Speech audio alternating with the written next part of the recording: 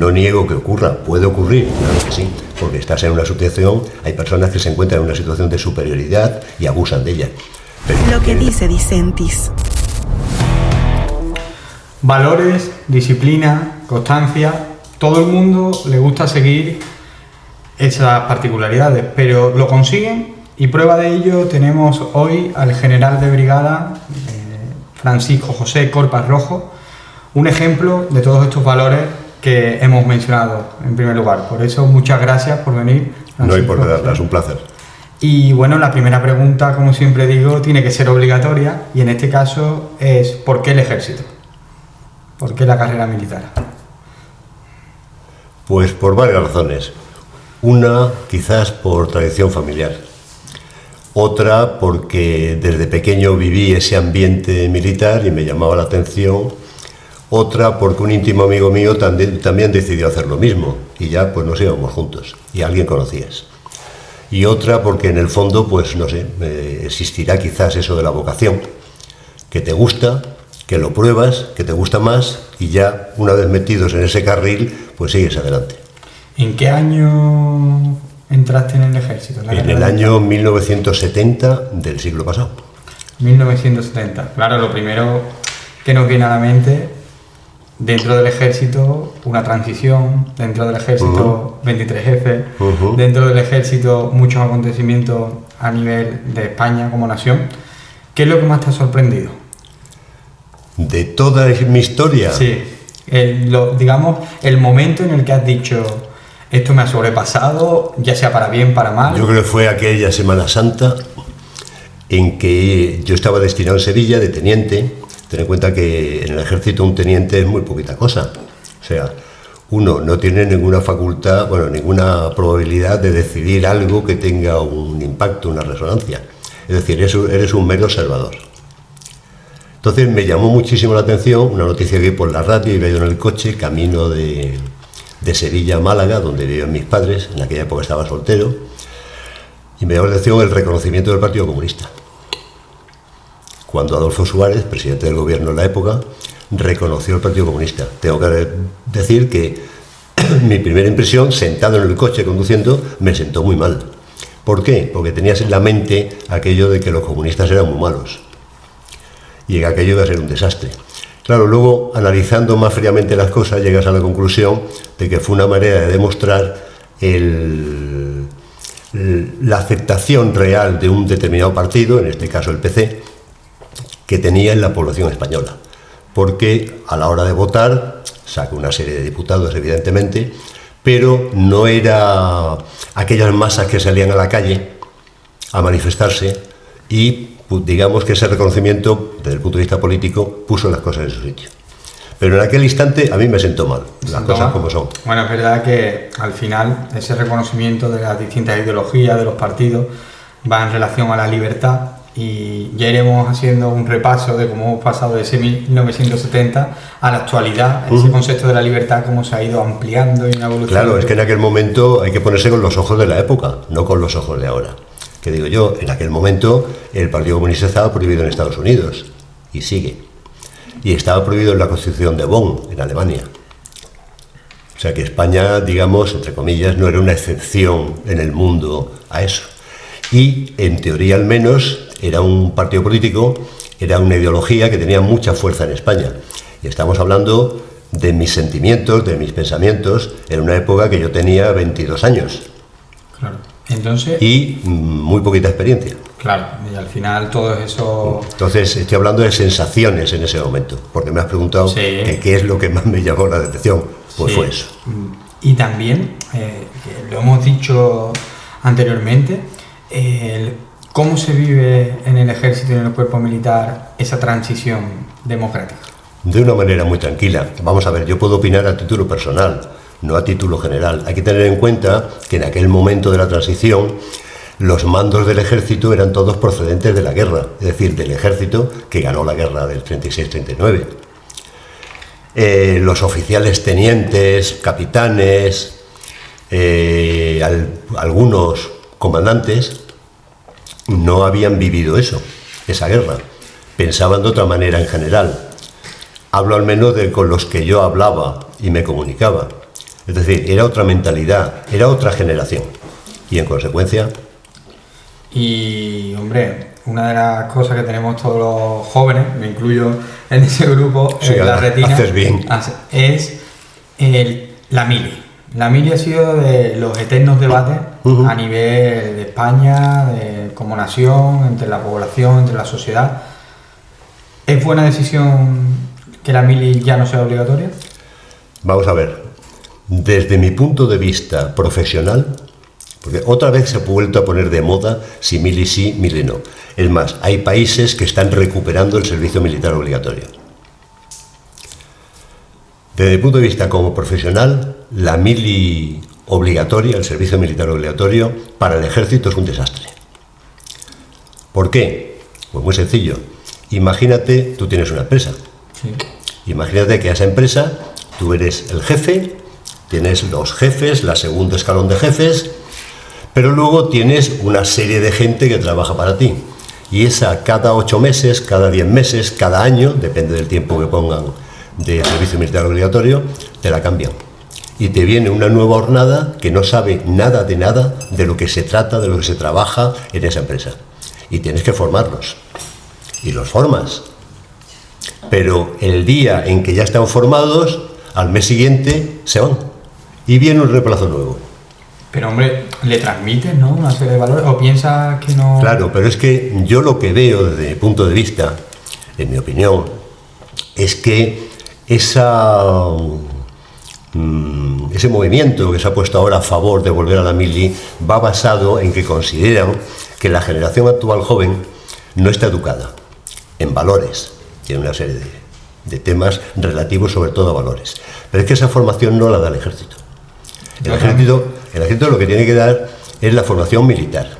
Es decir, una instrucción y un adiestramiento para tener gente preparada y formada por si en un momento a la nación, a España, le hace falta un ejército y llamarlos a filas. Esa educación, esos valores se tienen que dar lo primero en la familia, lo segundo en el instituto o en el colegio, lo tercero en la universidad, el que vaya a la universidad, y lo cuarto en el ambiente social que tenga cada uno de esos jóvenes. Pero inevitablemente al final, siempre cuando pensamos en ejército, pensamos en disciplina. Sí. Pensamos en una serie de situaciones en las que, digamos, hay una obligatoriedad, ¿no? Porque esa disciplina va sobre que no somos dueños, no lo sé, nunca he estado, siempre es a nivel de lo que la sociedad percibe.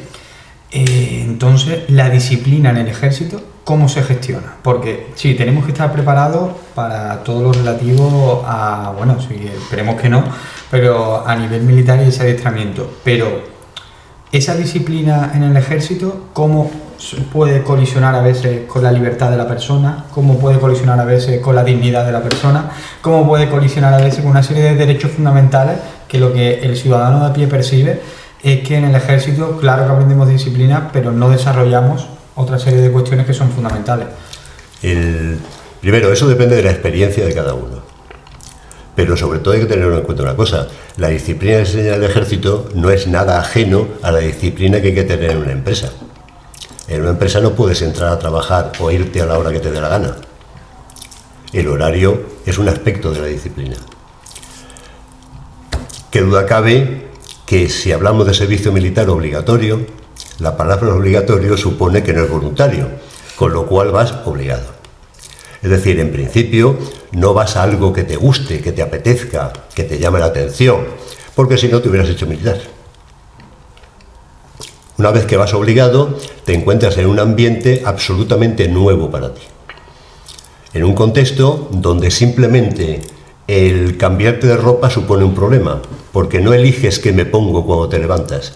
Te tienes que poner de una determinada manera que te han dicho que te tienes que poner. Es decir, todas son reglas que te imponen. ¿Y las reglas que imponen? Eso es el fondo de la disciplina. Tú te acostumbras a obedecer las órdenes.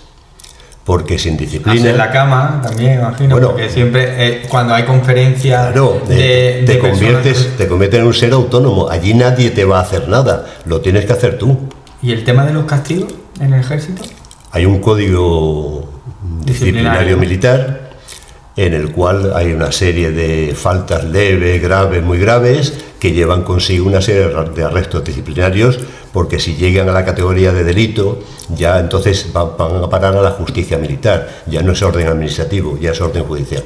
Y la preparación, todo vale, porque sí que es verdad, conocidos, ¿no?, que pertenecen al cuerpo, sobre todo en la fase inicial de ese adiestramiento, dicen, mira, vamos 3-4 días, entiendo que en ese adiestramiento tiene que, ¿sabes?, con una lata de comida, con una mochila que tenemos que tener continuamente preparado, nos dejan en situaciones meteorológicas impensables. Entonces también lo hemos visto que, bueno, es verdad que es un poco las plataformas y las nuevas series con el tema de la Policía Nacional, los geos, el cómo se adiestra, digamos, esa salud mental, porque también se tiene que llevar al límite a la persona.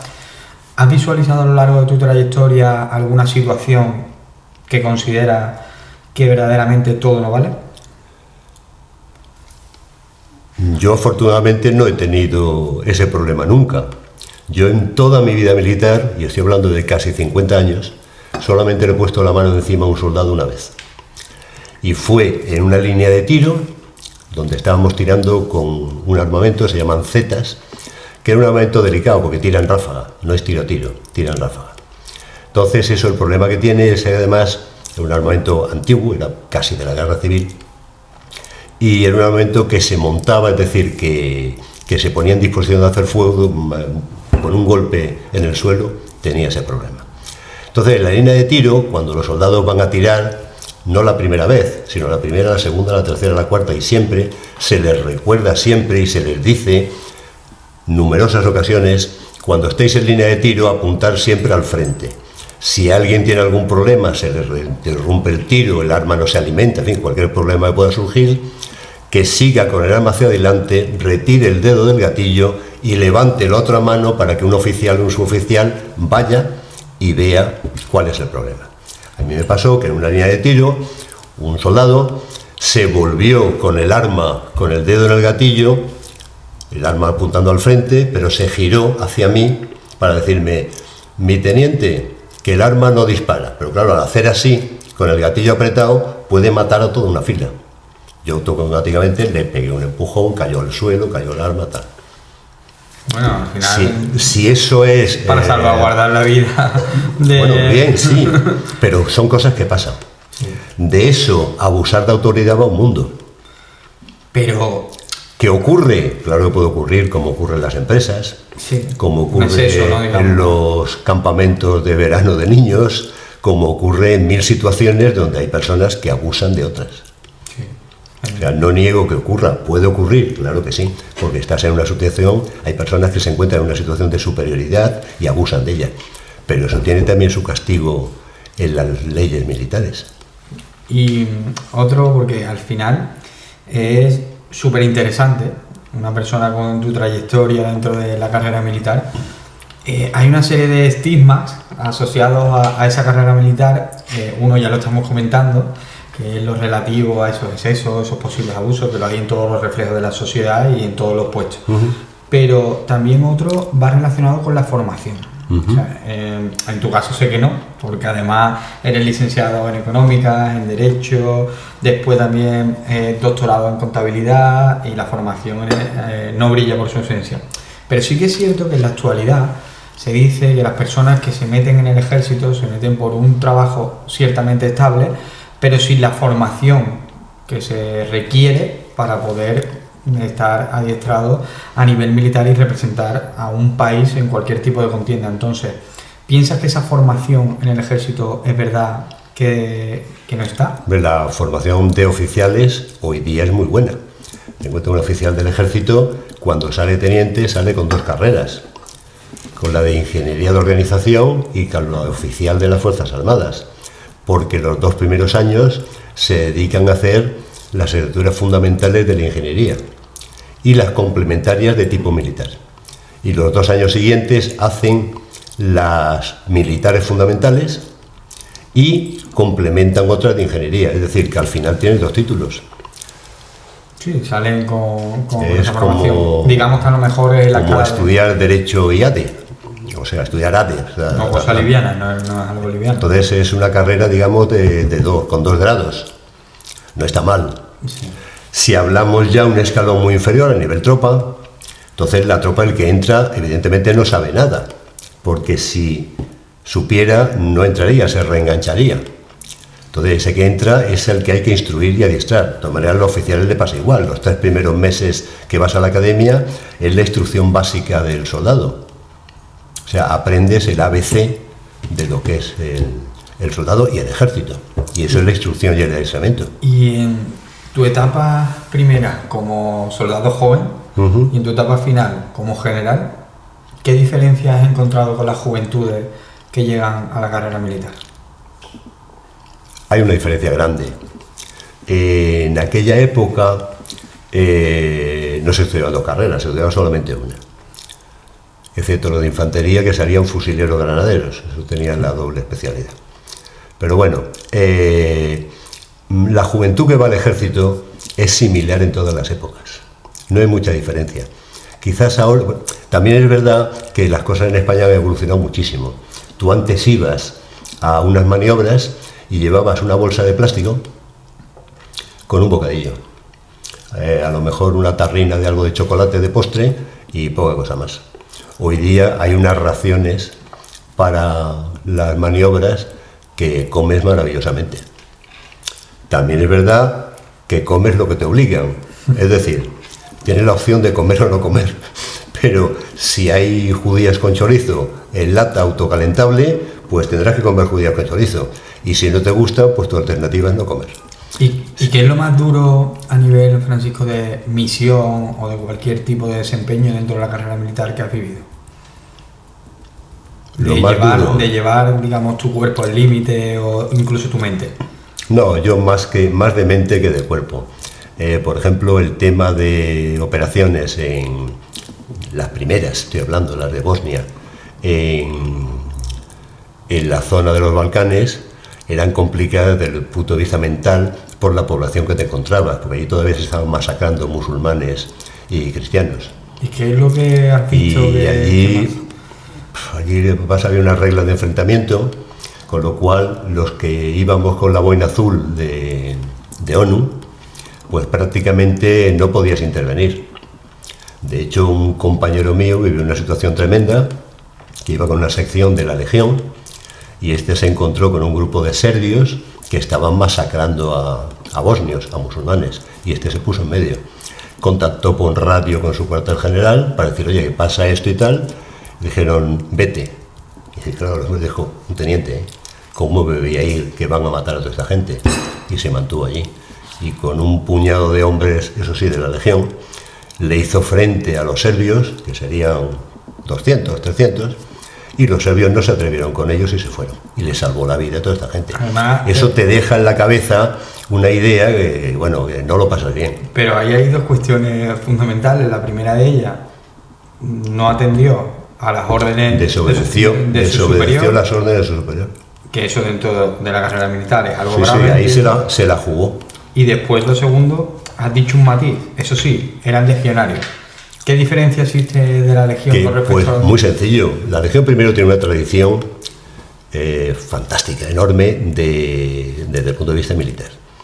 Segundo, es una gente que tiene un orgullo de pertenencia a su cuerpo, a la Legión, tremendo. Tercero, son, digamos, muy echados para adelante, porque su credo legionario les impone esa actitud. Y además, estamos hablando en la época que estamos ya terminando el servicio militar obligatorio. En aquella época la Legión era una unidad profesional, eran soldados profesionales, no eran de reemplazo. ¿Y esa pertenencia solo está en la Legión? No, eso, el espíritu de cuerpo lo tienen muchas unidades, lo tienen los paracaidistas, lo tienen los regulares, en fin, cada vez que veas una unidad militar con una prenda distintiva, un uniforme de color o de tipo distinto a los demás, piensa que eso lo que hace es envolver el espíritu del cuerpo. Sí. O sea, se sienten orgullosos de lo que llevan. Hay unas novelas de Jean de Lartigue son 3 tomos, me parece, que te describen el problema de los franceses en Argelia, cuando se gestaba la independencia de Argelia, con atentados terroristas y demás. Y hay un coronel que le manda a reorganizar una unidad para llevarla allí, lo primero que hace es darle un distintivo para potenciar su pertenencia a esa unidad, un espíritu de cuerpo. Y se le ocurre comprar de desechos del ejército alemán, del Afrika Korps, en la Segunda Guerra Mundial, unos gorrillos espantosos, feísimos, pero que a ellos les sirvieron para montar un espíritu de cuerpo. Pues eso es el espíritu de cuerpo. Y hablas de la pertenencia, del espíritu de cuerpo, y enlazando otro, digamos, que hemos hablado de esos defectos dentro de la carrera militar y que también el cuerpo ha sido muy crítico con ellos. ¿Se invierte en el ejército? ¿Está preparado el ejército? ¿Tiene las herramientas necesarias? ¿O os encontráis con auténtica El problema del ejército es que nunca se invierte lo suficiente. Porque claro, está la clásica distinción que se estudia en económicas de la gráfica de cañones y mantequilla. Eso es una manera muy simplificada de decir, mis recursos los invierto en militar o los invierto en civil. No se puede, normalmente los que van en contra de la inversión en actividades militares o en material militar dicen que es mejor construir carreteras, hospitales, colegios, etc. Bien, bueno, en cierto modo tienen razón, pero claro, el problema de un gobierno es distribuir sus recursos, que siempre son escasos, nunca dan suficiente para todo, entre las diversas opciones que tiene. El que dediquen inversión al ejército no quiere decir que tengan que dejar a cero y no volver a construir ni hospitales, ni colegios, ni carreteras, ni pantanos. ¿No? Tienen que llegar a un punto de equilibrio. ¿Qué hace que ese punto de equilibrio se desplace hacia un sitio, hacia una opción o hacia otra? Las amenazas que perciba ese gobierno del conjunto en general del país. Sí. Si el ejército no, si el gobierno ve que hay una amenaza inminente o a medio plazo o a corto plazo de que con el tema de la guerra de Ucrania Rusia invada Europa, pues tiene que dedicar más recursos a los temas militares. Ahí luego aparte estamos en los temas internacionales. ¿No? Eso es un problema, Francisco, porque entonces el ejército a nivel internacional siempre observamos que tiene gran poder, ¿no?, dentro de cualquier tipo de guerra civil, como es lógico, cualquier tipo de situación política. ¿Es por ello que el ejército está politizado? No, el ejército no está politizado. En mi opinión, no está politizado, ni mucho menos. La experiencia al en final... el ejército hay gente que tiene sensibilidades hacia un partido político o hacia otro partido político o al partido político. Pero hay diversidad dentro hay diversidad de opiniones, pero sobre eso el ejército en su conjunto, desde mi punto de vista, tiene una dependencia clarísimamente expuesta tanto en la Constitución como en las leyes que la desarrollan, de una dependencia del gobierno. Sí, pero esa dependencia también a nivel de los ciudadanos, siempre se dice, ¿no? Al final eso yo creo que va relacionado con la cultura, porque tienes que conocer el ejército y también la historia para volver a cometer esos errores, pero te hacía la pregunta de politizado porque siempre se enfoca al ejército con una ideología concreta. Se dicen que, bueno, sí, el ejército, digamos, es más conservador. Es más conservador, es más, por entendernos, de derecha, respeta menos esa diversidad de opiniones o esa libertad en relación a otro tipo de cuestiones. Entonces, dentro de tu experiencia, es verdad que has tenido que evolucionar, ¿no? Porque has vivido desde la transición hasta la actualidad que vemos. No piensas lo mismo hace 50 años que ahora. Y ahora, en el momento concreto, ¿qué piensas en relación...? Bueno, el ejército es conservador, pero es conservador, digamos, en ciertos aspectos. Es conservador en sus tradiciones. A los militares les gustan sus tradiciones.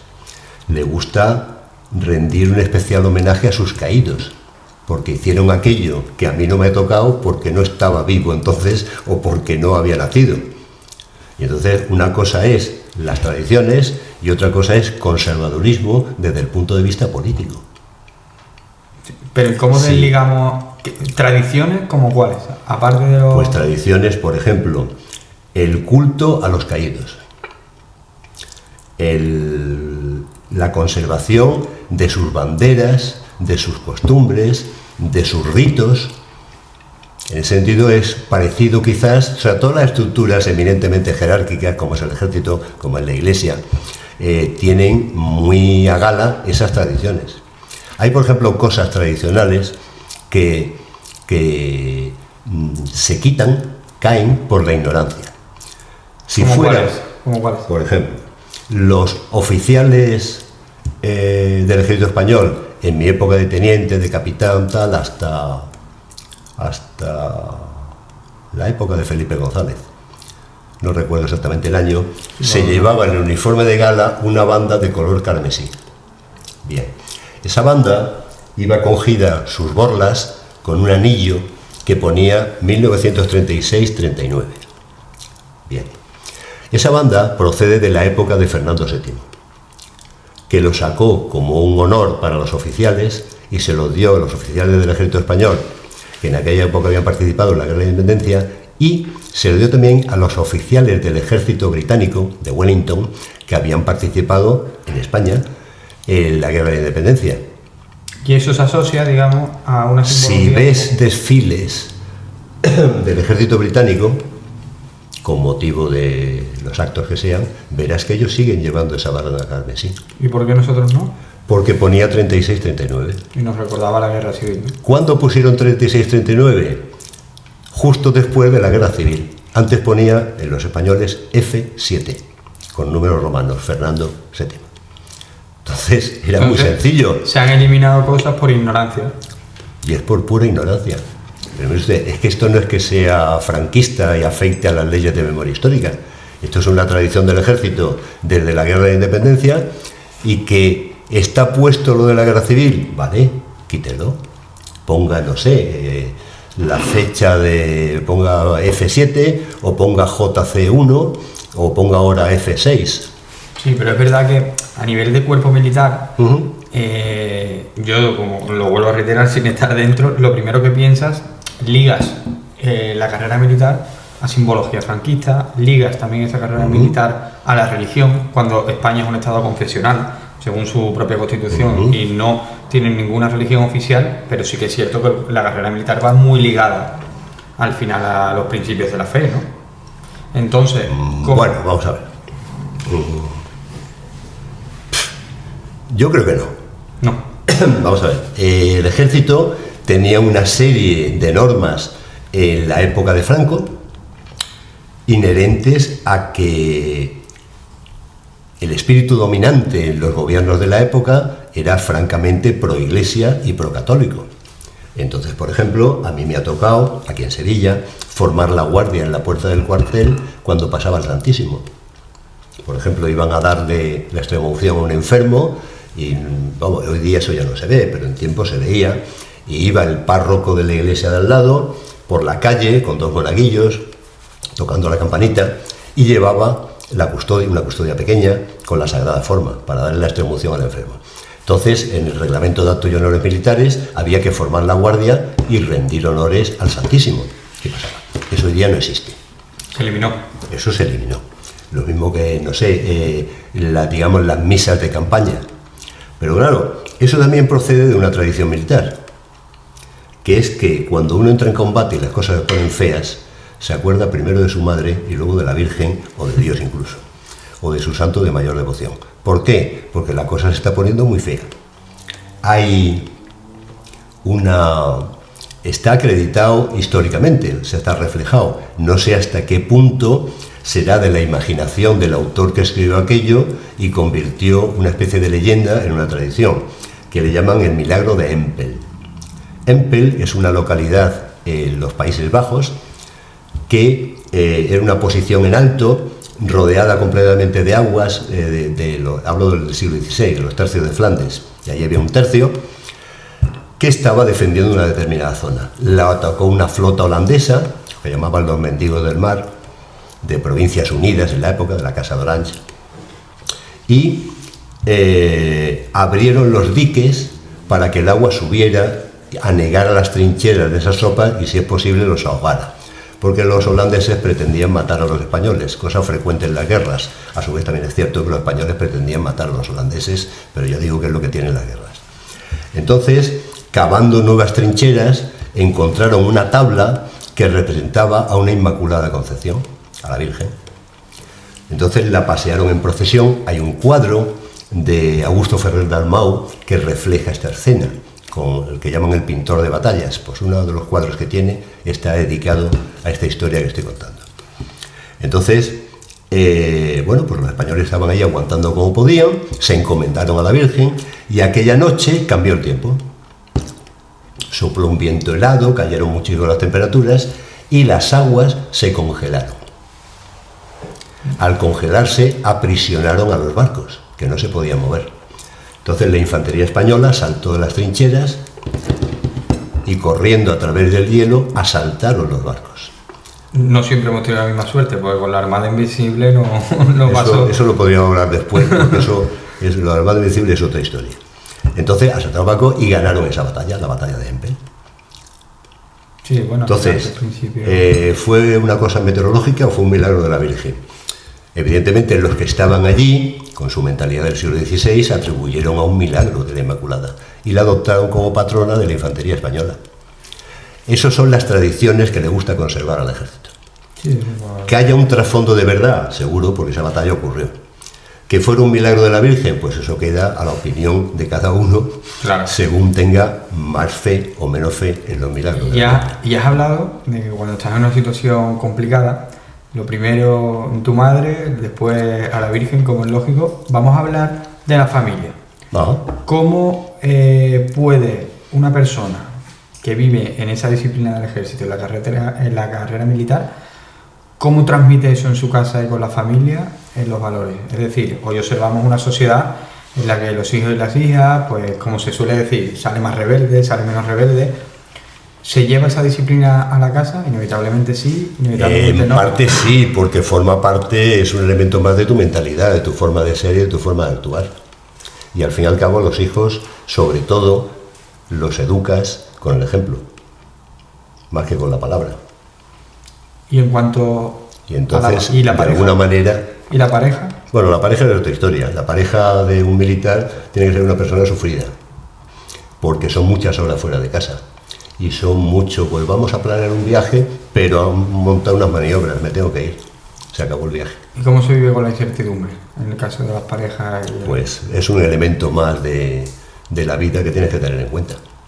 De hecho, sí, vamos, porque lo hemos comentado alguna vez, el cambio de sociedad, porque cuando tú te tuviste que casar, tuviste que pedir permiso, ¿no? Si no recuerdo mal, ¿no? Sí, en aquella época tú te casabas por la iglesia y por lo civil y por lo militar. Entonces, por lo militar era, tú comunicabas a tu mando que tenías intención de casarte con doña fulanita de tal, domiciliada en calle tal, número tal. Y entonces nombraban dos compañeros tuyos, pero más antiguos, que iban a conocer a esa chica, o a lo mejor la conocían de antes, y, digamos, verificaban, ¿no? verificar sus virtudes morales. Eso tiene su historia, porque eso no se inventa en el ejército del siglo XX. Eso procede del siglo XVIII, de unas ordenanzas de Felipe V. Y lo que se comprobaba entonces, porque en el siglo XVIII, en las ordenanzas del rey Felipe V, estamos hablando de, si mal no recuerdo de memoria, de 1728, el militar no se podía casar sin permiso del rey. Entonces a los coroneles les daban automáticamente el permiso. ¿Por qué? Porque tenían ya, de coronel, una situación económica desahogada por sí. Otra cosa es que la tuvieran por herencia familiar o por lo que fuera. Pero esa identificación de valores, ¿cuál es? Termino de contarte. Pero de ahí para abajo hacían esa investigación. Pero más que los valores morales, de acuerdo con el literal de las ordenanzas, lo que se comprobaban eran los valores económicos. Para que en caso de muerte del militar en guerra, no tuviera el rey, estamos hablando de la época de monarquía absoluta, es decir, existía la hacienda real, es decir, eso era propiedad del rey, no era la hacienda pública ahora que los propietarios son los españoles y todas esas cosas, unos más que otros, pero bueno. Sí, eso es otro debate. Eso es otra historia. Entonces lo que comprobaban era que esa mujer no fuera una carga para el Estado, para el rey, para la hacienda del rey, si el marido moría. Es decir, que tuviera bienes propios. No, claro, porque, Eso, porque las mujeres estaban transcurren también, los años y se que no podían convirtió. trabajar, Vamos, ¿no? a mí me ha contado mi suegro la entrevista con los 2 capitanes que fueron en Ávila a hablar con él. Mi mujer es de Ávila. ¿Y qué te preguntan en esa entrevista? Tomaron café, charlaron un rato, hicieron su informe y nos autorizaron para casarnos. Pero... O sea, era ¿Trámite? un trámite puro y duro. Sí, pero un poco desagradable, ¿no? Sobre todo para la otra persona que No, pues como tú comprenderás, tomar un café con un señor al cual conocían, Vale. porque Ávila es un sitio muy pequeño y se conoce todo el mundo, pues oye, mira, que venimos a esto, tal, no sé qué. Ah, pues vale. ¿Y qué costumbres has vivido que ya no están y también pueden sonar o retumbar mucho hoy en día a nivel como sociedad y entenderse poco? Es que el ejército ha cambiado muchísimo. En la época que yo salí teniente era un ejército de guarnición, que cobraba poco y además no había dinero para salir al campo, es decir, para instrucción y adiestramiento. Era prácticamente instrucción de orden cerrado en el patio del cuartel, que eso sale gratis al Estado. Cuando cambió el sistema político, cuando entró la UCD a gobernar, la UCD solo cambió de arriba abajo y dotó de fondos tanto a las nóminas como a la instrucción de adiestramiento y empezamos a hacer maniobras como locos. Entonces cambió completamente eso. Eso te cambia tu percepción de las cosas. Estás para lo que te han enseñado, estás para formar soldados, estás viviendo un ambiente que no es el que había antes de las tardes muertas jugando al dominó o jugando a las cartas. Eso llevaba consigo otro factor, que era el factor beber. Beber una cerveza, o beber una copa de vino, o beber coñac, o beber ginebra. Eso cambió radicalmente de la noche a la mañana y de hecho prohibieron la venta de bebidas alcohólicas en los cuarteles, porque en una cosa tenían toda la razón el que se le ocurrió la idea. A unos señores que llevan armas que se excedan bebiendo es un peligro. Hombre, digamos que no... No para el Estado, no, para el equilibrio geoestratégico, es un peligro para los que están alrededor, hombre, tremendo. Y alguna vez ocurrieron cosas. alguna situación, digamos... Claro. Entonces, y ese fue un cambio radical, de la noche a la mañana. Claro, pero porque también no había una estima tan grande en relación a la bebida, porque era como algo de desahogo, me lo merezco, ¿no? Que se suele decir. Había anuncios de la época que en las comidas tome vino, pero no se exceda de los 3/4 de litro. Claro, beberse 3/4 de litro en una comida, pues ya es beber. Y ahora sigue el resto del día. Y con una carrera militar tan amplia, cuando se recibe un premio, porque en este caso... Alguno que otro mandado. Alguno, el último, si no recuerdo, Amorós. El premio Amorós. Que se da cada 4 años. 5. Además, Cada 5 años. Para la carrera militar, ¿cómo recibe ese premio? O sea, primero, ese es un premio que premia una trayectoria en la cual pues tienes que ser o haber acreditado, o al menos que en opinión de los que te votan hayas acreditado. Otra cosa es lo que pienses tú. Que eres un ejemplo para los demás, que has sido una persona trabajadora, constante, en fin, dedicada, en fin, una serie de virtudes que te enumera, los requisitos para la votación del premio, que al final te ponen la cara colorada. Pero para mí ese premio tiene un valor tremendo por una razón.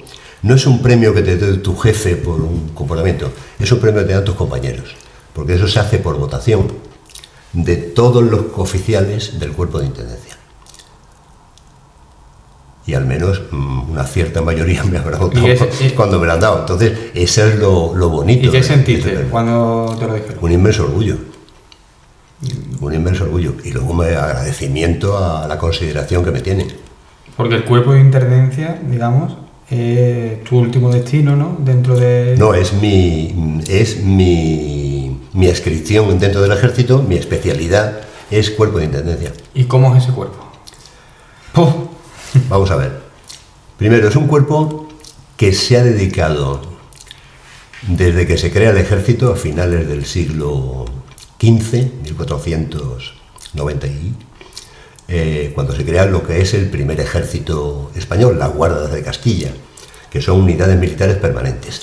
Antes habían existido ejércitos, pero no un ejército del rey, y andando el tiempo, un ejército de la nación. Antes lo que había eran mernadas feudales que se concentraban, dependían del noble de turno, el rey las concentraba y combatían. Una vez terminado el combate se disolvían y hasta el siguiente. Y en la actualidad, ¿qué es? Como las personas entonces, la contabilidad, ¿no? Entiendo, ¿no? Es bastante más.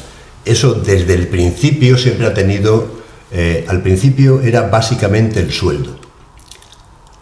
Pero claro, hay que tener en cuenta una cosa, en aquella época el sueldo era el servicio fundamental, porque el soldado compraba sus armas, compraba su ropa, compraba su armadura, compraba su caballo, es decir, todo dependía de su sueldo. El ejército no le proporcionaba nada.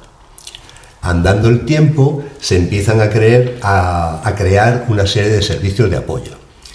Por ejemplo, el servicio de subsistencias, con lo cual el Estado proporciona a los soldados pan a los hombres y cebada a los caballos.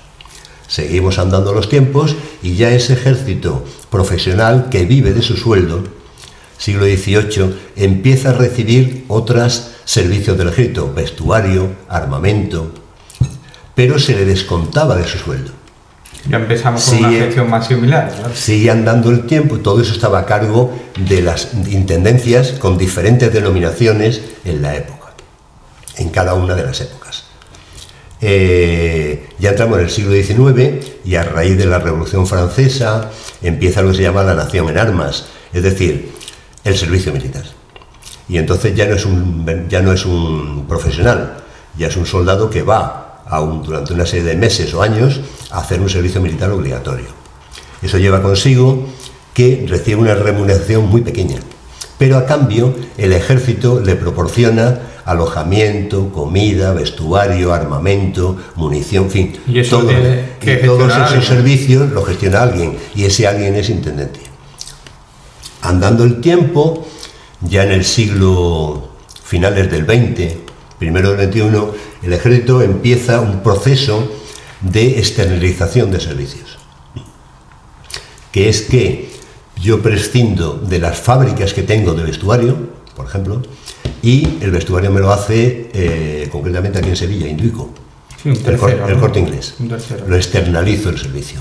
Y como eso, la alimentación ya no doy yo de comer. Viene un catering o viene... Contrato con una empresa que proporciona la alimentación a los soldados. Digamos que ese control entonces no es fácil, porque ya son terceros... ¿Y qué pasa en Intendencia? Pierde, digamos, esas competencias, esas habilidades, y se limita a contabilidad, lo que es el servicio de administración económica, contabilidad, contratación, gestión económica, todo eso. Es decir, el control económico de todo el sistema del ejército. Pero luego hay otra faceta que he obviado desde el principio, que es que todo eso es sencillo, viable, en paz. Pero ya en la guerra, ¿va a ir Induico a llevar, el Corte Inglés va a ir a llevar los uniformes a la primera línea de combate? Entonces necesitas una función, que es el abastecimiento. Y de eso se encarga también la Intendencia, que es proporcionar... ¿Y esa gestión económica cómo la reciben los compañeros? Porque digamos que es un cuerpo... Bueno, los hay que están encantados. Depende, contra más alto sea tu nivel, más encantado estás, porque te quitan problemas. Digamos... Mientras que en la otra faceta, el abastecimiento, mientras más bajo es el nivel, más aprecias el trabajo, por una razón. Imagínate, por ejemplo, la guerra del Rif, que era un sistema de posiciones aisladas en alto, aisladas durante días y días y días, y de pronto veían avanzar una reata de mulos, un convoy, donde le llevaban víveres, munición, agua, que no tenían, y una cosa también muy importante que siempre se olvida, las cartas, el correo de la novia, de la madre. Claro que eso ya con los teléfonos móviles, digamos que efectivamente, se ha perdido su funcionalidad. Pero no sé en una línea de combate hasta qué punto habrá cobertura. Claro. Es otra historia. Y Francisco, hemos hablado de muchas cosas, la verdad que te agradezco porque ha sido súper interesante, pero hay una cuestión que sí me gustaría acometer antes de finalizar. Venga. El papel de la mujer en el ejército. ¿Cómo el ejército ha evolucionado con el papel de la mujer dentro del mismo? Vamos a ver. En el sentido material ha tenido que evolucionar simplemente por tener que doblar vestuarios, tener que doblar cuartos de baño, que eso ha requerido una inversión en cuarteles. Bien. en el sentido de formación, de actuación y demás, exactamente igual. Pero hay voces disonantes dentro de... Claro que hay voces disonantes, por una razón muy sencilla.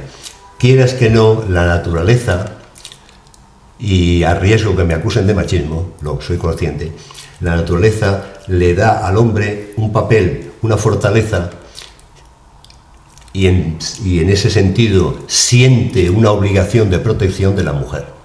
Lo cual no quita que, por ejemplo, ves en televisión en las Olimpiadas una lanzadora de peso de Rusia o de Turkmenistán y como te dé un guantazo te mata. Es decir, hay de todo. Pero eso no lo quita nadie. Y entonces ese papel de protección en combate hace que muchos ejércitos, sus unidades más, digamos, de primera línea, no entren mujeres. Ahora, en Ucrania las mujeres están combatiendo en el frente exactamente igual que los hombres. Es decir, en principio no hay ninguna diferencia entre un hombre y una mujer en el ejército. Es cierto que mientras que en oficios, como es por ejemplo judicatura, a las oposiciones se presentan más mujeres que hombres. Y entran más mujeres que hombres. Es más, en las oposiciones suelen tener resultados más brillantes las mujeres que los hombres. ¿Y intelecto versus fuerza? ¿Lo que me está al final Claro, exponiendo? son habilidades distintas. En el ejército, por ejemplo, como ocurre en España hoy día, no sé, en la policía, en bomberos y demás, las mujeres tienen exigencias físicas para entrar inferiores a los hombres. Y yo creo que eso es un insulto a la mujer. Porque al final, si a mí un bombero me tiene que sacar en brazos desde un balcón y bajar por una escalera, así empinada, a mí lo que me interesa es que tenga fuerza suficiente. Me da igual que sea hombre o mujer. Pero si en las pruebas físicas le han pedido menos, esa mujer a lo mejor no tiene esa fuerza suficiente. La adaptación, digamos, de las pruebas va en contra de muchos principios que en la carrera militar... Ese es el problema. O sea, si un soldado tiene que saltar, no sé, 2 metros, porque tenga que saltar en un momento dado una trinchera de 2 metros, o salta 2 metros o caes en la trinchera. No vale que en las pruebas físicas te pidan 1,50 porque seas mujer. Pide lo mismo. Rebaja la de hombre. Si es que en el ejército lo que es necesario no es que saltes 2 metros. Estoy poniendo un ejemplo. Sino 1,50. Entonces, en cualquier caso, hoy día la situación de la mujer en el ejército es exactamente igual que la del hombre. Yo, por uno de mis destinos de subdirector general en Madrid de contabilidad y presupuesto, tuve que contestar en varios años seguidos la misma pregunta de un parlamentario, de un congresista español, claro. Y siempre hacía la misma pregunta, según la estadística del propio Ministerio de Defensa, ¿por qué las mujeres cobran menos que los hombres? Entonces yo le decía siempre lo mismo, digo, a igualdad de puesto de trabajo y de empleo militar, etcétera, etcétera, cobran exactamente igual. Otro tema es que como hay más hombres que mujeres en el ejército, y hoy en día además, porque actualmente ya hay mujeres generales, pero en el momento que estoy hablando no había ninguna. Y un general cobra más que un soldado, pues cuando uno divide y hace la media, en la mujer cae más que en el hombre. Sí, va a ser puesto, ¿no? Ahí hay igualdad absoluta, pero es una mentira estadística. Eso de que una persona come un pollo y el otro no come ninguno, pero la media es que ha comido medio pollo cada uno, sí, pero el que no ha comido sigue teniendo hambre por mucho que diga la estadística. Pues igual pasa con eso. A igualdad de puesto de trabajo, cobran exactamente igual. ¿Y el tema de la política y la injerencia con el ejército, cómo lo lleva la carrera militar desde dentro? Eso ya es opinión casi particular de cada uno, aparte de lo que en un momento dado con un amigo y compañero pueda rajar tomando una cerveza. Vamos a ver, el tema es el siguiente. La propia Constitución prohíbe a los militares, no tienen sus derechos políticos completos, igual que el resto de los ciudadanos de acuerdo con la Constitución. Por ejemplo, no pueden afiliarse a partidos políticos. No pueden manifestarse, en fin, tienen una serie de limitaciones. ¿Eso es bueno o malo? Hombre, vamos a ver, la razón es muy sencilla. Gente que tiene armas no está bien que se manifiesten, no vaya a ser qué. Pero la policía puede manifestarse y tiene armas. ¿Por qué el ejército no? Eso está en la Constitución, respetemos la Constitución. Pero... Y también... Tienes limitados tus derechos políticos. Yo no puedo decir que pertenezco al partido A, B o C, siendo militar. Yo no puedo ir a un meeting de mi partido, del partido que a lo mejor ni siquiera pertenezco, pero soy simpatizante, o simplemente tengo curiosidad. de uniforme. Sí, al final se coarta el beneficio. Son una limitación de las libertades políticas que tenemos todos los españoles por el hecho de ser militar. ¿Y eso es bueno o malo? Bueno, y estuvo otro invitado aquí en el podcast y nos dijo también en relación a los tribunales militares. sí. Y nos decía que muchas veces no se respetan principios o derechos, como estás exponiendo, que vemos como fundamental en esa serie de tribunales militares porque son muy ortodoxos, muy hieráticos. ¿Has visualizado alguna vez algún juicio militar o algún tribunal militar? Y dista mucho... Y en algunos actuó de defensor en tiempos. En aquella época existían los consejos de guerra. Había un código de justicia militar y su vía judicial eran los consejos de guerra. Entonces a ti militar, por el hecho de ser militar, dependía del tipo de delito, pero te juzgaba un consejo de guerra. Bien. Que actuaba de acuerdo con las normas del Código de Justicia Militar. No olvidemos que ese código no estaba aprobado por los militares, estaba aprobado por el Parlamento español, es decir, los que elaboran las leyes. Pero tiene poco sentido, ¿no? Porque al final la carrera militar... Pero es lo que había. Sí. Hoy día eso no existe. Hoy día la jurisdicción de los tribunales militares es para temas absolutamente militares y hasta un determinado grado, en cuyo caso la jurisdicción pasa a la jurisdicción civil. Es decir, los militares, desde el punto de vista de delitos, se rigen por el Código Penal común, no por un código especial como hasta hace 25 o 30 años. Y Francisco, si tuvieras que dar un mensaje final a todos los oyentes en relación a la carrera militar y todo lo que te ha brindado, ¿cuál sería? Un mensaje final. Pues en general, con respecto a lo que se habla, que se informen. Si lo que se habla les choca, que pregunten a otros, que se informen, como en general con todas las cosas. Si tú no estás de acuerdo con una cosa que te están diciendo o lo ves extraño o raro, infórmate, acude a otras fuentes a ver qué te cuentan. A lo mejor te confirman en la opinión, o a lo mejor no, y en ese caso, cuando tengas dos opiniones divergentes, infórmate más y ya decide lo que quieres opinar del tema. Pero es cierto que alrededor del ejército se ha levantado, sobre todo como ejército heredero del franquismo, una leyenda negra. Pero es que el ejército en España existe, el ejército como ejército español existe desde finales del siglo XV. Sí, la trayectoria es mucho más amplia. Son más de 500, camino ya 600 años de historia. Pues... Hay un lema que yo acuñé para el cuerpo de intendencia, porque el cuerpo de intendencia tal cual es hoy se crea en 1911 y en el año 2011 celebramos el centenario. A mí, por suerte o por desgracia, por suerte, me tocó, organizar una serie de cosas y tal. Escribí una serie de cosas y una frase que acuñé, que luego tuvo mucho éxito, fue 100 años de historia y 500 de experiencia. Totalmente. Pues Francisco José Corpa Rojo, muchas gracias por por el inmenso honor de haber charlado contigo durante todo este tiempo. Y como dice, informaros en todas las plataformas del próximo episodio, porque no va a dejar indiferente a nadie, como es en el caso de una carrera militar con una larga trayectoria, una persona premiada, y que sobre todo en la información está en la cultura, y en la cultura está este podcast para poner de manifiesto todos los relatos de lo mismo. Muchas gracias por todo. Gracias a ti.